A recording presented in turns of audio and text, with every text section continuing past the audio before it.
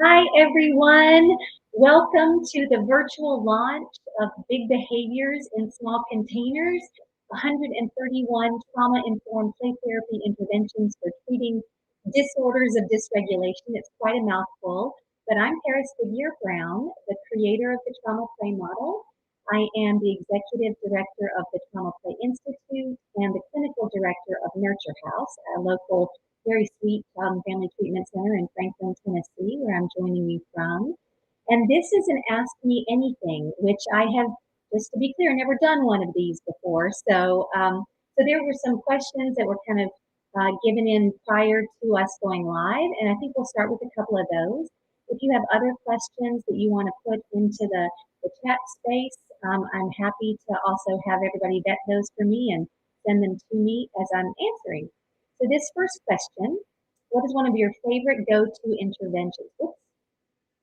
What is one of your favorite go-to interventions? Okay, so yeah, I was saying earlier, this is really hard for me to choose one because our children and teens are each so unique. We really do need to have a whole toolkit available to them.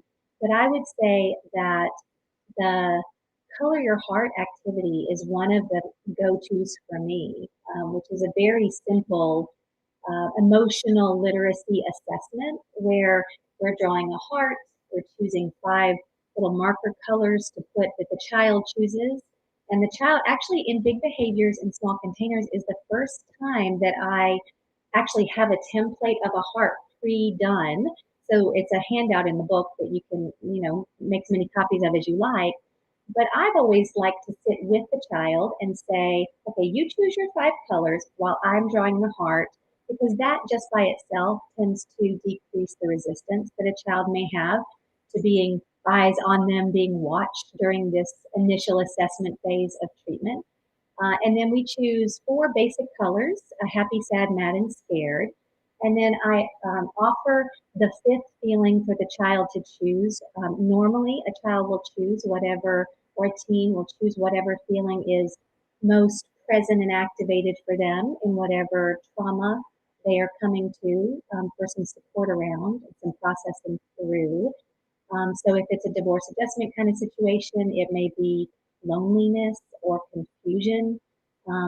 It helps us to understand where they're at emotionally if I've already given the words happy, sad, mad, and scared. And then what they add as a 5th feeling is angry or furious or another layer of either the angry or anxious, um, uh, irritated, disappointed, whatever the word that they use for that 5th feeling can be really useful for us in understanding what's churning within. And it helps us to triage treatment goals from that point forward. I then ask them to color in as much of the heart with each color as they feel in their own heart recently. So, and I'll just say, to be very practical with them, I'll say, so if you were happy all the time, you can color in the whole heart with yellow, if yellow is the color they paired with happy. But I don't know anybody who's happy all of the time. Do you? And then the child, it kind of gives them a moment to, again, work against that resistance a little bit. And then they just fill up the heart with colors. And then we look at what might be situations that engender each of those feelings. So that's one of my favorite go-to interventions during the assessment phase of trauma play. Next question. What do you know about trauma now that you didn't know when you started this work? My goodness, that's a great question. What do I know now? There's so much that I know now. I don't know about you guys, but do you ever, if you're a clinician participating today, do you ever look back on your early work and just kind of cringe, like, oh my goodness, some of the things that I recommend? I think I would say mostly how individuated each of our responses to trauma can be, and how much we need to look at what is the underlying need that's not being met yet for any particular child or teen in our care. I think about early treatment issues, even things like potty training or thumb sucking or any of those enuresis or encopresis that might result from a trauma response. And I used to 22, 3 years ago, open up my textbook and say, this is how you do this. And now we spend a great deal of time in our assessment phase learning here at Nurture House, learning what the family system looks like, what mom and dad being together, um, mom and child being together, dad and child being together, or whatever, two parents, if you have two caregiving parents, looking at the system as a whole, and then assessing for play-based ways to look at emotional literacy, what's the child's current coping, how do they perceive their family dynamics, using some play-based methods. We do all that and slow down the process to try to understand better what is the underlying need or needs of this family. Something new that I have grown into over time. Let's see. Sue-Ann. Hi, Sue-Ann. How do you approach cases of suspected sexual abuse? Any activities you would recommend for these cases? So we actually have, it's a great question. If you've been in the field for any length of time, you all have probably had someone call you and say, hey, I have a concern that my child may have been sexually abused. Can you meet with them and tell me whether that's happened or not? And so we want to start again by slowing down, being very cautious, explaining that children can show us and tell us in a lot of different ways some of the things that have happened to them. I would say starting with a child-centered approach to play therapy that allows for, in the trauma play model, we combine both non-directive and directive methods of assessment.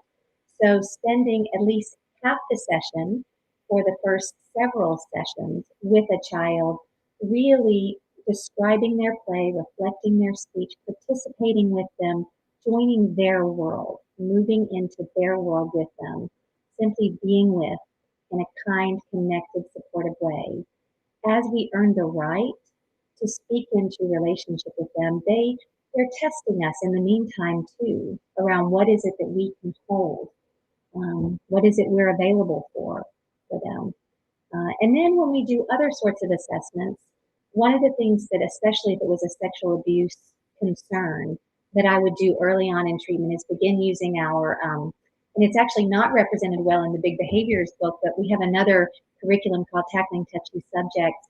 And we just begin teaching some basic body safety, body autonomy, um, public parts and private parts, all of that kind of safe and unsafe secrets information. And just even the teaching of that combined with the child-centered, child-led responding, offer two ways to open up conversations and play around sexual abuse concerns. Thanks for the question, Sue-Ann. All right, let's see. What do you recommend as a starting point for kids and families who are resistant to therapy? Yeah, I think being with, truly. It sounds like a very simple answer, but the more genuinely able to bring whatever hard thing is happening into the room, we can approach the hard thing with, the more likely it is that parents and children are going to perceive us ultimately as trustworthy. That phrase I mentioned before, understanding that we have to earn the right to speak into a relationship, means that we take it very slow. I also tend to use a lot of humor.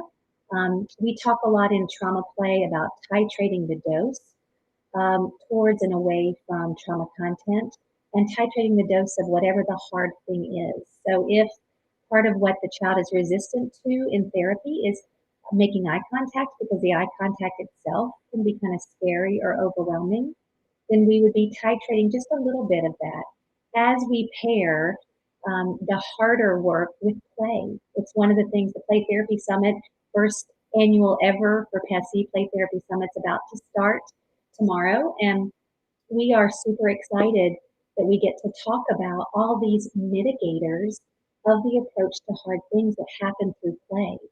So even things like moving out into nature and going on a walk with a teenager instead of trying to make deep, intense eye contact with them. Being able to use nurturing touch appropriately in therapy, being able to meet underlying needs. Kids may need a snack or a drink or gum to regulate that brainstem before we would ever begin working to connect and then ultimately to learn. We talk in trauma play about these three roles of the trauma play therapist that we also talk about in the Big Behaviors book, which I happen to have a copy of right here. Safe boss, nurturer, and story keeper. We talk about those like the triangle of therapist roles. And I think we nurture and we become safe boss before we earn the right to do the story keeping piece with the families in our care. So take it slow, show up with authenticity, be yourself, be curious and kind, and earn the right. I think we might have time for a couple more. Do you find directed or non-directed approaches better for trauma, or does it depend on the client? Britt Ohana, that's a great question. And I would say yes and yes. Yes, yes, yes, and yes. In fact, in a couple of the earlier books for trauma play therapy with traumatized children, and trauma and play therapy, we make this point repeatedly that when a clinician says, especially in the play therapy world, if a clinician says, I am a purple play therapist, what's likely to happen is that we are going to have a child or teen eventually enter our space and that we can't help. And what we're likely to say is, this child isn't helpable, instead of, I have not yet found the best way to help this child.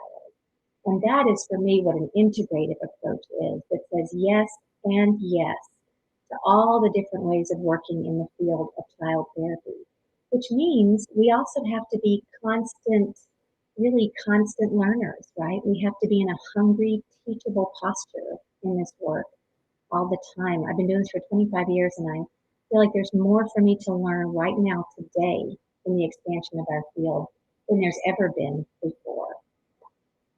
So I hope that answers your question. Maybe we have time for one more.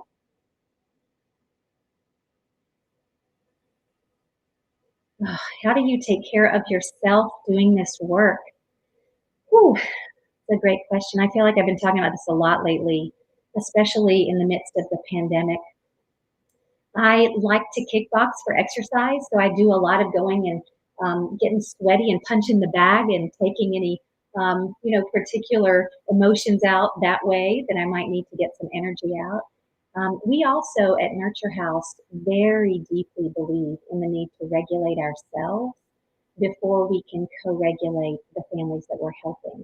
And so we have multiple stations inside the house and then also in the backyard that allow us to regulate as needed. And one of the things that my staff knows is when I've had a really hard session and I've been holding a lot of trauma, in trauma play we talk a lot about stretching ourselves as containers to hold hard stories. When I've had to hold a particularly hard story, I will go and I will lay down on the marble floor of our staff room and really breathe in and out and allow the floor to seemingly cool my body down because it's cold marble, and also to leach the emotional toxicity out of what my autonomic nervous system has been carrying during that holding time. And my colleagues know me well enough to come by and they'll give me a pat or a squeeze or some support that way. We do that for each other. I'll see one of my clinicians with a heavy weight, looking like their shoulders are weighed down, and I'll say, hey, just before you go see your next kiddo in the lobby, will you maybe run outside for a second and jump on the jumperoo, discharge some of that trauma energy that's being held in your body right now. I also laugh a lot. I have three beautiful kids. Sunday was Mother's Day, and I woke up to the three of them singing and bringing me breakfast in bed. And then we got dressed up in fairy wings and lots of magical beads on the face and went to the Renaissance Festival for the day. And so spending loving, connected time with my own family, my sweet husband, Forrest, and all my wonderful colleagues and friends, play in all the ways that we play are the primary way I take care of myself doing this work. And I hope you all get a chance to play. Again, Big Behaviors in Small Containers launching today. I'm so excited. We sold out the whole first batch of them, so there are more in, both at Pessy and Amazon, other places where books are sold, and would love for you to check it out and get back to me on how you're using it with the kids and families in your care. Thanks so much for joining us, guys. Have a wonderful day.